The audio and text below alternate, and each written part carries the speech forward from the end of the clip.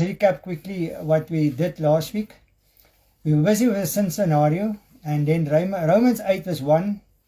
I said we're always going to keep that in mind. You know what that is? I call it the default setting. In other words, if you come across any contradiction that you feel in the Word of God, you feel condemned, any condemnation, don't feel condemned. There's a difference between condemnation and conviction, right? If you're convicted, that the Holy Spirit is convicting you of something, it is very simple. You just say, Lord, forgive me. Forgive me for whatever you are convicted of, and says, Lord, I ask forgiveness. And if you ask the Lord forgiveness, it's over and done. It's a done deal. The Holy Spirit is there with you all the time. That's what He says. His Holy Spirit is with us all the time. Amen. So that's very simple, straightforward. But if you feel condemned, you shouldn't. Okay. So what we did, we identified, I identified 4 major,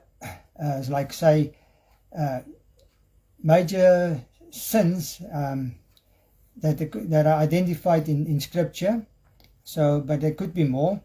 But right, so the one I said was blasphemy against the Holy Spirit. So we looked at that. We said sin against your own body, sexual sin. Sin unto death. And we also said sin not unto death. Alright, so with blasphemy against the Holy Spirit, we're going to carry on with that on the next lesson. What we're going to say, what do you think is blasphemy against the Holy Spirit? So, but we're not going to go into depth then right now today. Okay, so, and then this point number 2, we said sin against your own body. And there in the second broadcast, when I restored power, I saw that about 150 people didn't look at that broadcasting, and that was quite important, because now they missed this, what I said concerning sin against your own body, sexual sin. And I said that is irrespective of your marital status. So, and I went into the scenario that, people of our age, my age, could have children and grandchildren, living in the relationships, right? Have partners in relationships. And I explained, the scenario around that, and it's good news. It's all good news. So I want you guys to listen at that. I know that it will give you some peace of mind, and also help you in your concern for their lives, to pray for them, and how to approach them, and how to deal with them, and to handle them concerning the situation, because it's very sensitive, and so please go and have a look at that. And it's good news, and it's just good news. So I'm not going to tell you, I'm not going to go over it again. You just go and have a look at it. Okay, so go and have a look at it, and then sin unto death. The Bible does not define so much things that specific verses which clarify clearly which is sin unto death. We know, sin, the unforgivable sin against, or blasphemy against the Holy Spirit, that's definitely unto death. But that's only one, right? And there's nothing more I could see. So if there are going to be more, it will be revealed as the time goes on. The Holy Spirit will reveal to us as we go into more depths, into this. And then I said, sin not unto death. I have a few there, so that I can do next week as well. And then I did a statement. All right, now that's now another apology, right? And I don't want to apologize for a statement I made, but what I do want to apologize for is, I always say, don't make a statement if you cannot prove that statement with scripture. So you shouldn't make a statement and you cannot prove that statement with scripture. So I made a statement and I didn't give any scripture to back it, and that's not the way it should be. But I mean, it's a vast thing, you know, that I was unfolding there. Yeah. Okay. Let me say what it is. So I made this statement and it says the gospel is not about the law and condemnation and repentance and confession of sins, but of love, grace, and faith in Jesus Christ. You know, the devil has so deceived people. As I said, he is very shrewd and you know, he's wicked, you know. He comes into the churches, he comes into the Word of God, and he uses the Word of God and he tricks us with lies and deception. We've seen that from the beginning. So this sounds like far-fetched. It sounds like, no, that's not right. That's not the right statement, because how can I say that? Because all life long, people, we've been preaching repentance of sin, you know, and confessions of sin, and people got saved. True. I mean, I got saved when I was 10 years old. It's probably 58 years ago, and 1968. And I was in AFM here in Primrose in Germiston in South Africa. And I remember as a little boy, those years there were altar calls and you go forward. And I went out for the altar call, and then you have to walk to the back. But I was like quite in the back of a church. So I walked. While I was walking out between the aisles and to the door, I remember it was on the right-hand side. There were two doors, one on the left, one on the right. I chose the right one. While I was walking, I was like crying. I was sobbing. I was crying. Tears ran. And when I went through the door, it was just floods of tears, water, crying. And I knelt down, and then there came this, they call it this helpers, or what you call it, altar helpers. And this woman prayed for me, and then she says, I must repeat the sinner prayer, you know, the sinner's prayer. But I remember so clearly when she said that, she started speaking. It's like she's wasting her breath, because I go through the sinner's prayer, you know, Lord Jesus, come into my heart and forgive me my sins, you know, and whatever. But it all happened. It happened from the time when I walked through the door until I knelt down. It was a done deal already. I was already saved. And I remember clearly, I thought to myself, why must I say that? I feel light. I feel completely a different person. So the miracle took place already. You see, those words was unnecessary, and I remember it so clearly. Now, you see now what it is. You see, this thing about repentance and confession of sins. You see, you can repent of sin and confess your sins until you're blue in your face. You know, it's not going to help you. I believe people got saved all over this lifetime because of a sinner's prayer, because of this one thing. They repented of their sins. You know, they says, okay, Lord, I repent of my sins. I confess my sins. And then they says, repeat after me, and I receive you as Lord and Savior of my life. And I believe people got saved because they said those words, I receive you as Lord and Savior of my life. You see, the thing is, if a person's emphasis is on the sin, the repentance of sin and the confession of sin, then I receive you as Lord and Savior of my life, it's just a formality, then he is now justified because he repented and confessed his sin. But he didn't really believe in Jesus. You see? So that person is not born again because he didn't believe. He didn't believe.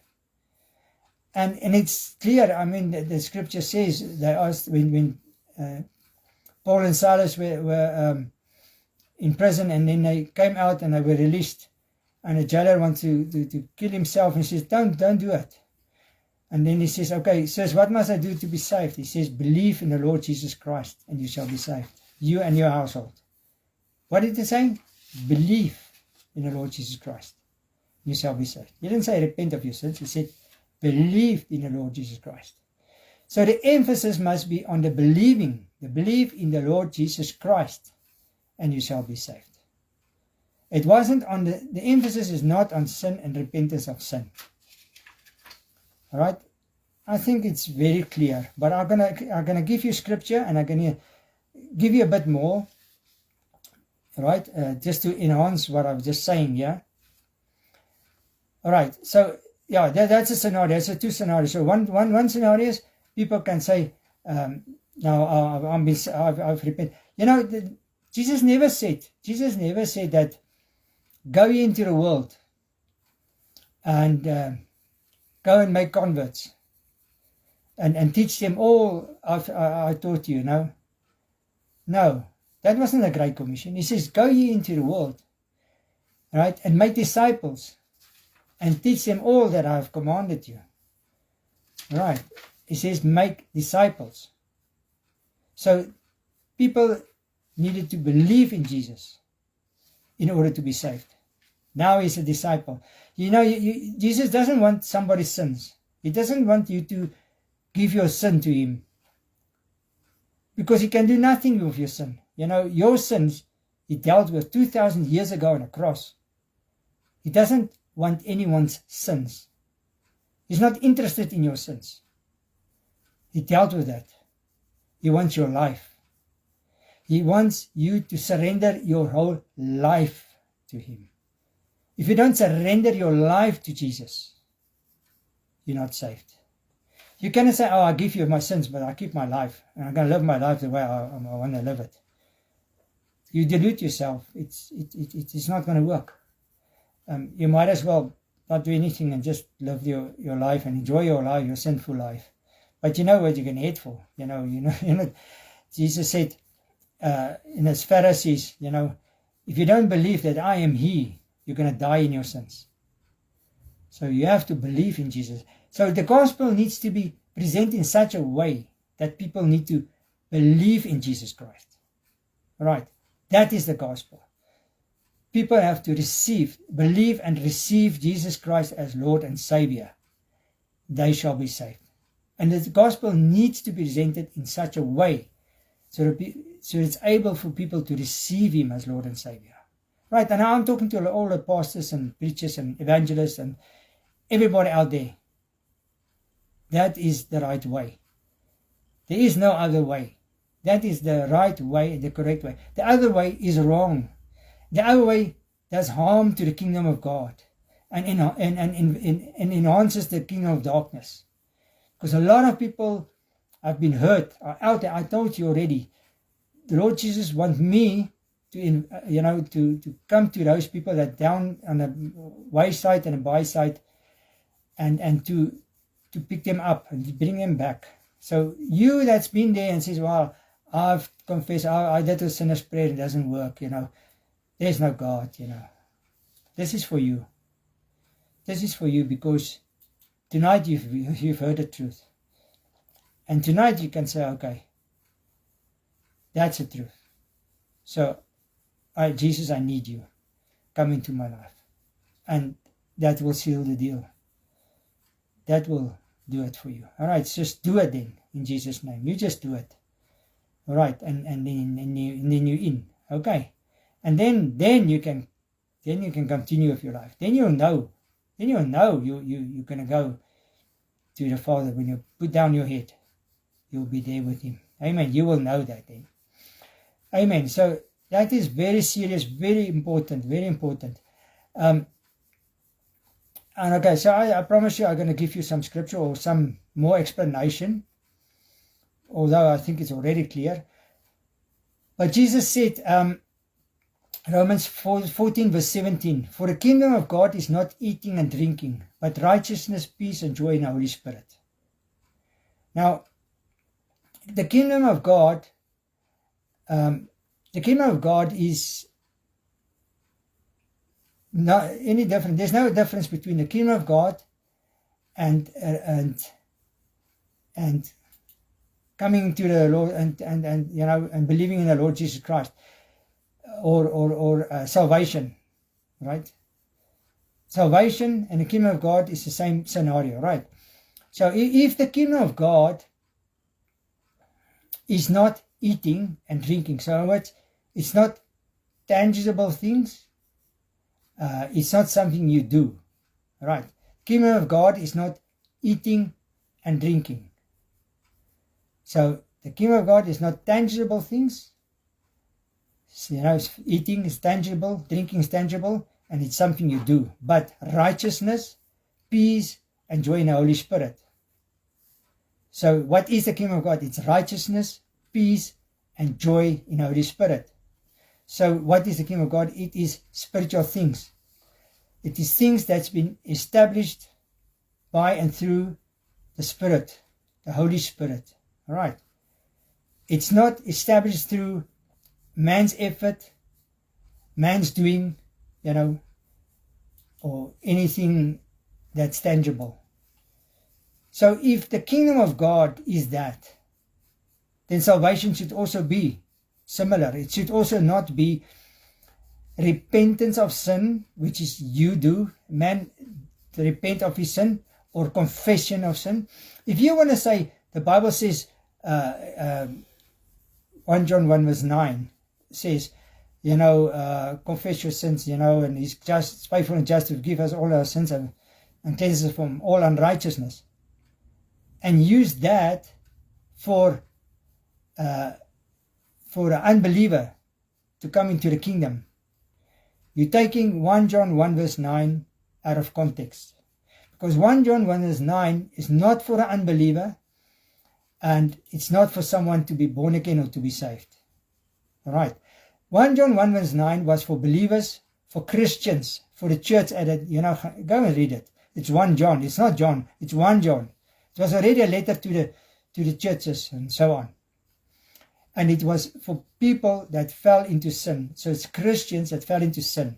All right. And it didn't say they confess your sins, you know, God is just faithful and just to forgive your sins, cleanse you of all unrighteousness, so that you can be saved. It doesn't say that, because it's for people that were saved already.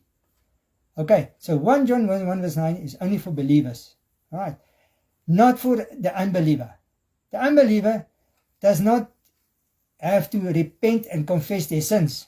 They have to believe in order to receive. They have to believe in the Lord Jesus Christ. Unless they will not go into the kingdom of God. Jesus said, unless you believe I am He, you're going to die in your sins. So it is important for them to believe.